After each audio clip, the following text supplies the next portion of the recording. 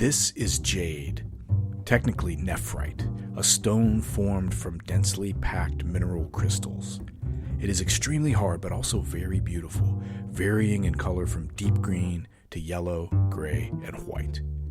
In China, among the many amazing forms of art created over the millennia, the sculpting of jade is one of the oldest, dating back at least 7,000 years and continuing uninterrupted until the present.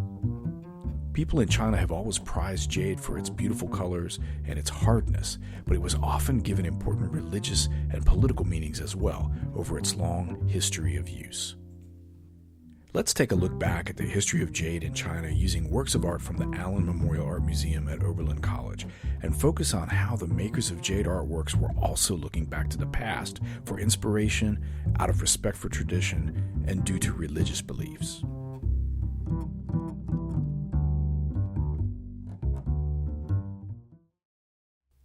This painting by the 13th century Chinese artist Ma Lin portrays a legendary king of ancient China, King Yu, sometimes called Yu the Great.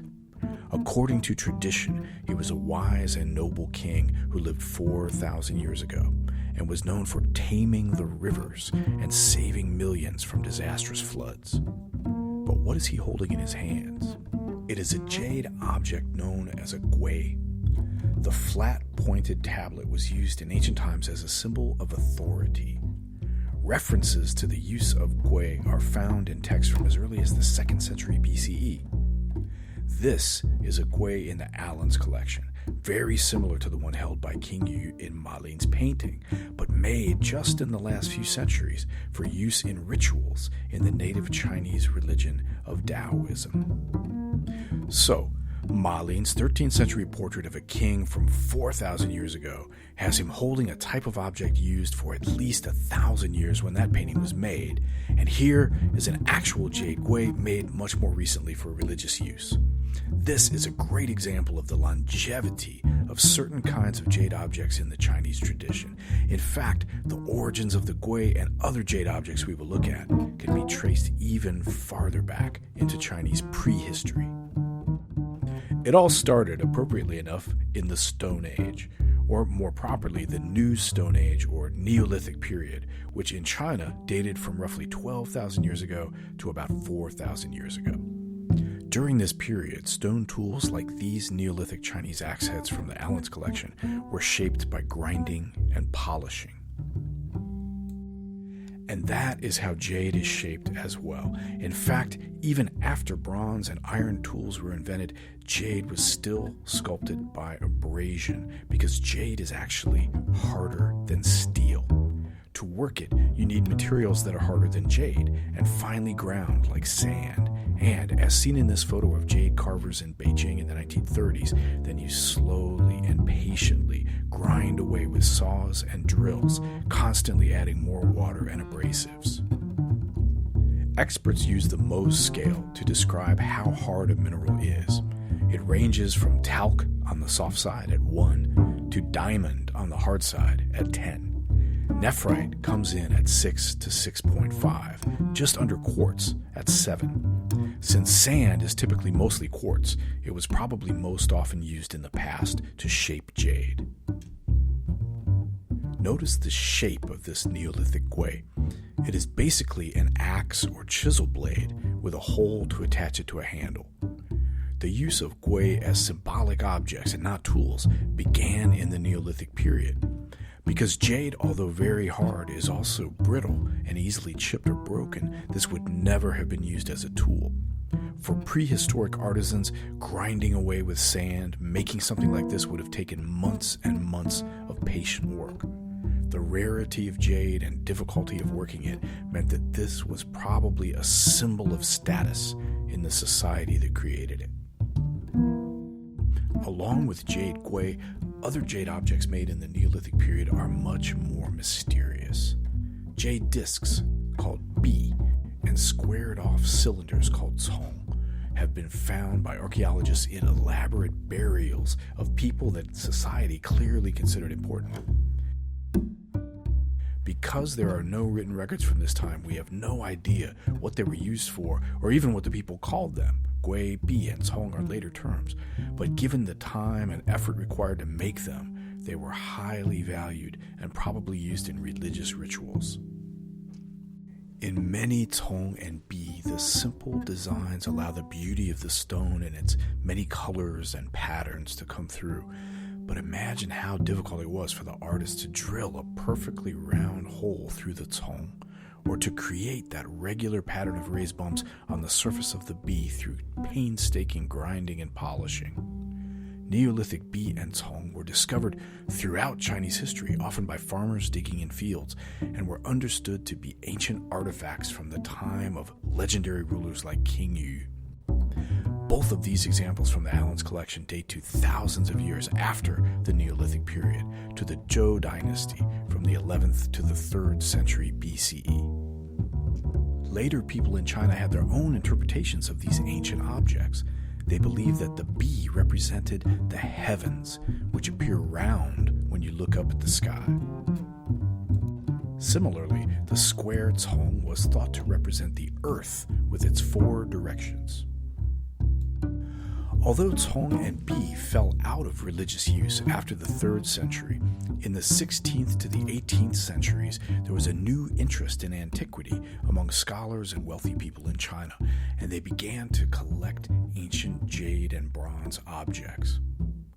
Look closely at this bi.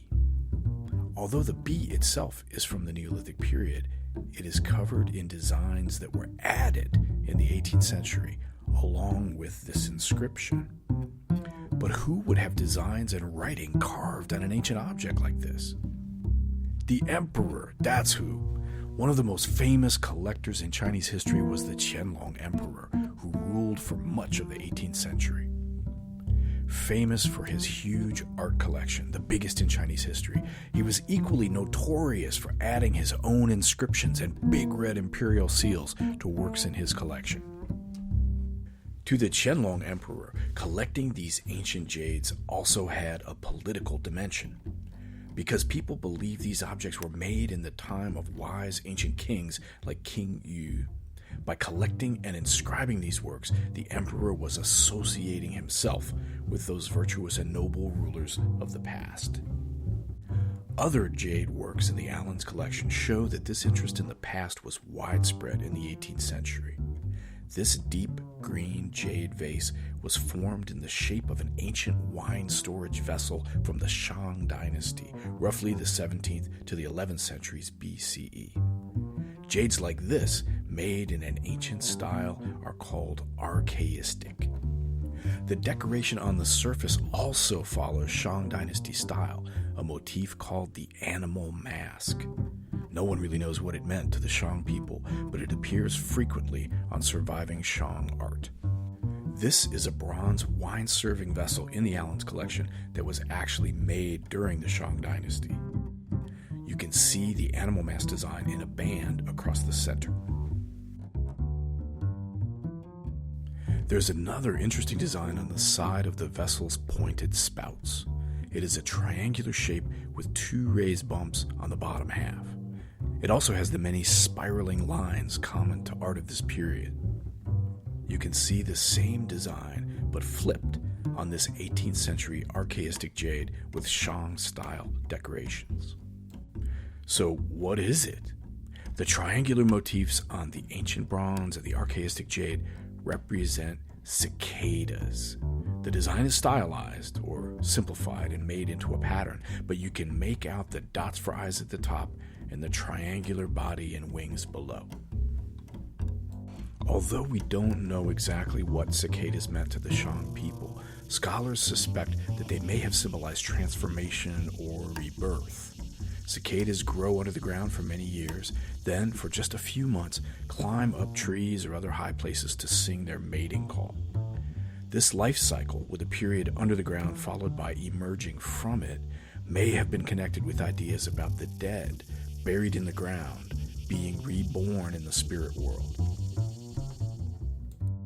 Long after the Shang dynasty, people made small jade objects in the shape of cicadas with a more direct connection to the idea of life and rebirth. They were made to be placed on the tongues of the dead when they were buried. during the Han Dynasty from 202 BCE to 220 CE, along with the jade cicadas placed in the mouth, jade pigs, like this one, were placed in the hands of the deceased to ensure that they would have food in abundance in the spirit world. The most spectacular use of jade for the deceased in the Han Dynasty was reserved for the emperor and his relatives. Burial suits made of tiny jade tiles held together with gold wires were believed to protect the part of the soul that remained in the tomb. Perhaps the most spectacular jade sculpture ever made, though, brings us back to both the Qianlong Emperor of the 18th century and to King Yu of the ancient past, with whom we started. To see this jade, we need to go to the center of Beijing, the capital of the People's Republic of China, to visit the Forbidden City. This spectacular palace complex, now called the Palace Museum, covers an area of 178 acres and includes 980 individual buildings. First completed in 1420, this was the former winter palace of the emperors of the last two Chinese imperial eras, the Ming and Qing dynasties.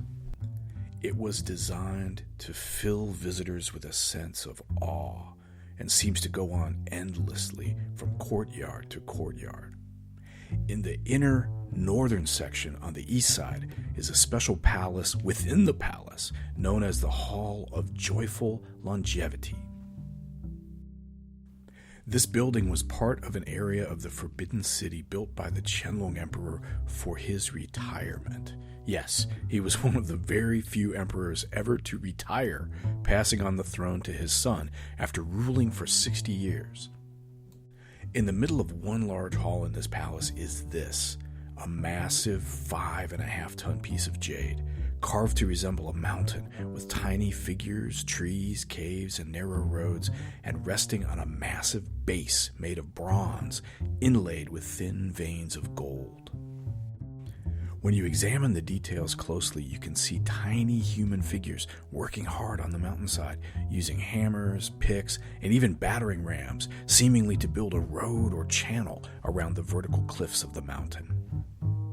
Given that this was made for the Qianlong Emperor, who loved to add his seals and inscriptions to everything, it should be no surprise that the back of the mountain has an inscription by the emperor carved into the stone that tells us some interesting things about the sculpture. The giant jade boulder, 6 tons before carving, was discovered in 1778 in the far western province of Xinjiang. This area had only recently been conquered and annexed by the Qing Empire, and, to the Qianlong Emperor at least, the discovery of the jade boulder demonstrated that the very land itself celebrated that conquest by freely giving up its treasures as a tribute. The jade was transported from Xinjiang to Beijing over a 3-year period on a cart drawn by 100 horses, supported by 1,000 workers who built roads and bridges for it on its way. In Beijing, the emperor ordered his craftsmen to recreate on the stone a painting of King Yu the Great from around the 11th century that showed Yu redirecting the paths of mountain streams to save the people below from floods. The jade was then sent south to Yangzhou, a city famous for jade carving, where artists worked on it for almost 8 years before it was returned to the palace in Beijing, where it stands today. Looking at the tiny figures who are formed from the stone, it almost seems like they are sculpting the giant jade themselves, or are even stand-ins for the many workers who had to build the roads to move the jade boulder across the empire. But one figure is dressed a little fancier than the others, wearing a wide belt and a long robe decorated with a cloud pattern.